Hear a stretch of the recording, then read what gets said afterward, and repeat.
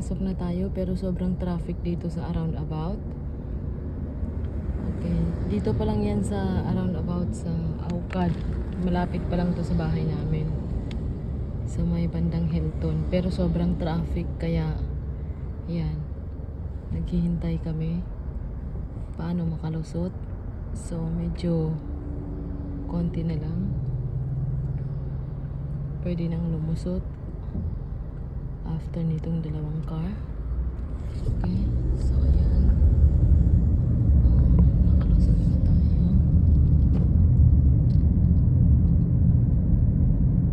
Yan guys, first day of school din by the